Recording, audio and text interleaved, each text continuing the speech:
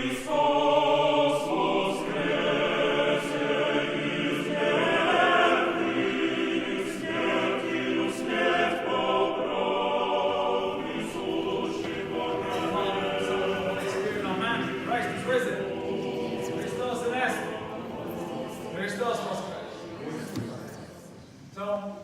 last week I mentioned that we're going to have 3 parts to this small series about the sacrament of confession. And I realized that last week I threw a lot at you, and what I wanted to do was sort of pave the way, to start preparing things for how we were supposed to think about the rest of these sermons. And so today, I want to preface again with a couple of things that I said last week. Confession is a touchy subject. It's very personal and very deeply ingrained in all of us, and it has that mark of vulnerability, as it should.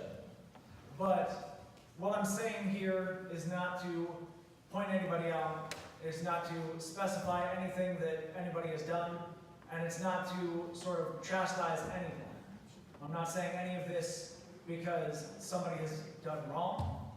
I'm saying this to teach.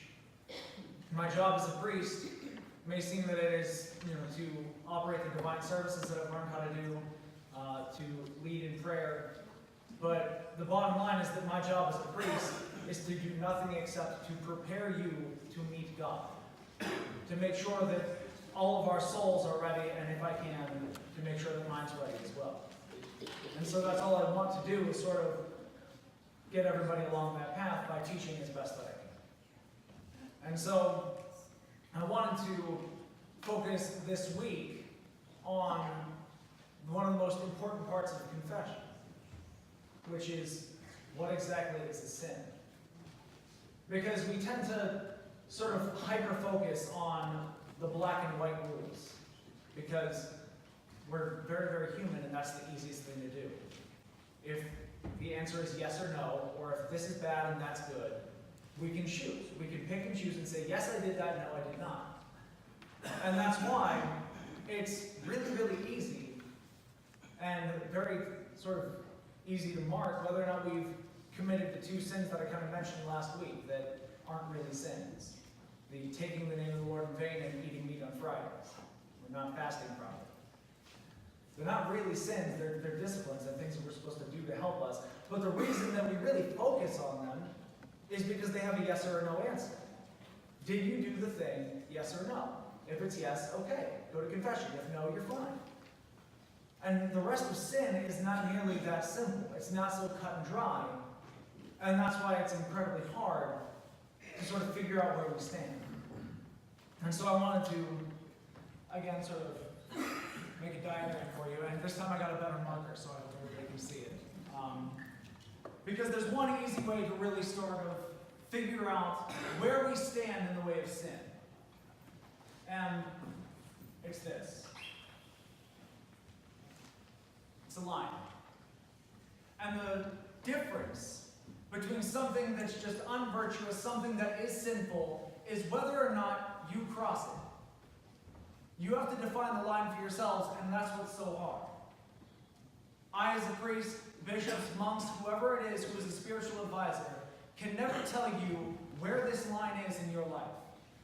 And I'll give you a couple of examples. If we think about a sin such as pride, right? Now, it's good to be proud. When we have done something that is difficult, that requires effort, it's good to be proud of that. We have put in something that we are happy with, that defines us as a person. And for example, our first confession class should be proud. They have undergone yet another sacrament of the church. They have achieved something. And they should be proud of that. But where does pride suddenly dip into sinfulness? How long does it take for you to cross that line? And we know that pride is the greatest of all the sins. It's what caused the devil to fall. He thought he should be God. He was too proud. He pushed himself beyond that line. And so where does that line exist for us? And we begin to cross it when pride is no longer just, I'm proud of something I've done. When it's, I'm proud of this, and other people should feel bad for what they did. if my pride now turns to something like arrogance, or if I'm proud of something I've done and I'm now jealous of somebody else because I think I should be getting more recognition than somebody else. Now my pride has become too far. Now I've crossed the line. If we think again about another sin, you can think about anger. And it's not a sin to get angry, because it happens. We're all humans. We are all sort of inevitably going to irk each other at some point. And even the saints say, be angry within your own hearts on your beds and be silent. That's fine. Go ahead and be angry. It's a temptation. But where does anger suddenly cross that line? Now, do I cross the line if I've sort of 3 weeks later, I'm still angry? If somebody upset me and I've dwelt on it and I've let it burn me up for 3 weeks, now it's gotten me. Now it's taken a root that shouldn't be there. Now instead of just being a temptation to say, you have something to be angry about, now it's something that I'm using to hold me against another person. Or if I have anger and I let that sort of seep over to what we all sort of attribute to anger, which is violence. If now I become violent, whether that takes a millisecond or it takes those full 3 weeks, now I've crossed that line. And we see anger even in Christ, when he flips over the tables of the money changers in the temple. And that anger is that righteous indignation. It is his anger that is just. But we can't make that same call. We're not God. We have to draw our line somewhere else, because we can't just go around saying, I have a right to be angry because other people are sinners and I'm more right. And it just gets into another sin that we're judging people, that we're being prideful, we're putting ourselves above them. And the last thing I wanted to draw for you, excuse me, is the massive difference between two words. There's temptation, and then there is sin. These are two very distinctive things that are very related, but are not the same thing. A temptation is not a sin. A temptation is something given to us to make us sin. I tell people all the time, and it's one of the things I learned first in seminary, all of our thoughts are not entirely our own. Now, thank God most of them are. You can still be pretty confident in the fact that you are you inside of your head.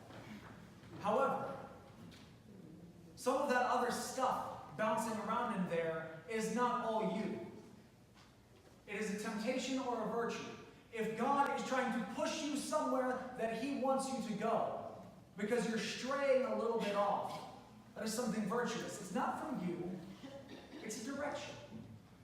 And the same thing is true for the opposite.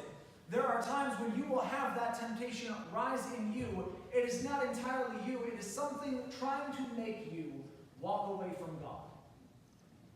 And that is the difference between a temptation and a sin. We can be tempted all we want. And if you look at any of the lives of the saints, and I've tried to put as many of them as I can in the bulletin, you'll see over and over, they are tempted all the time. And we see that pretty commonly, that, and I got this when I was in seminary, it really scared the pants off of me, that people who go to monasteries or to seminary looking for God are not going to find him there. While he is there, you are not going to somewhere more spiritual to find something or a place to begin. Demons are trying to flock to those places. They attack the holiest of people to drag them farther down. Because what greater victory would there be for the devil than to pull someone who is close to God far away from him? And that's what we have to look at with temptation. That as we deal with it, and as we sort of work through our lives to become more virtuous. We are undergoing all of the same trials that the greatest of saints did. The difference between their triumphs and where we have to begin is in whether or not we let that temptation cross the line. I can be angry all I want. I can be inspired to jealousy. I can be inspired to pride. But if I don't let that sit in my heart and I don't act on it, I am not sinning. And that's where I have to draw my own line.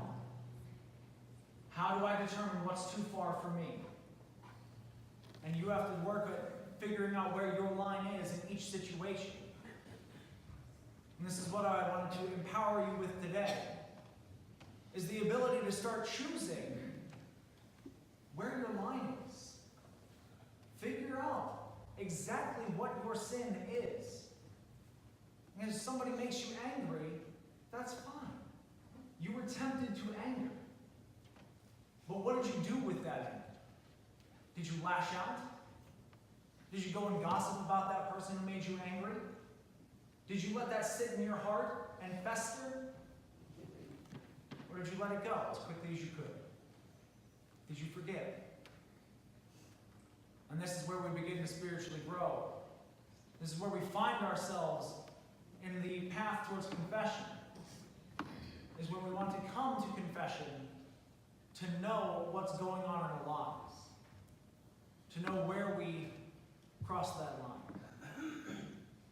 Because like I said last week, on the little handy piece of paper I have in the confessional, on the back side there's a list of sins.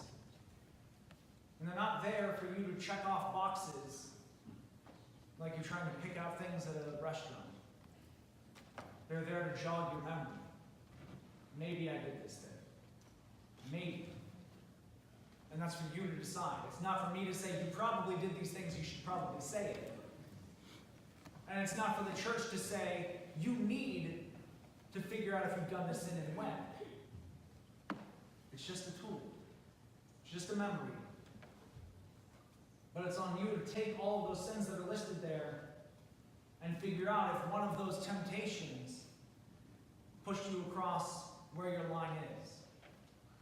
Pushed you across to, instead of just being temptation, to being a sin. And so take this and learn from it, and next week we'll continue onward. Now that we understand more on how to determine what a sin is, where our sinfulness might lie, we can move on next week to understanding the act of confession. Why it is such a blessed sacrament. And hopefully, how to give one is not good, because there's no grade for confession. To give a confession that is fulfilling to you. I can't sit in a confessional and say whether or not somebody did a good job. It's not my place. And there's a witness. It is upon all of us to know if we have emptied ourselves of the burdens that we carry with our sin. And that's what we'll talk about next week. In the name of the Father, and the Son, and the Holy Spirit, amen. Christ is risen.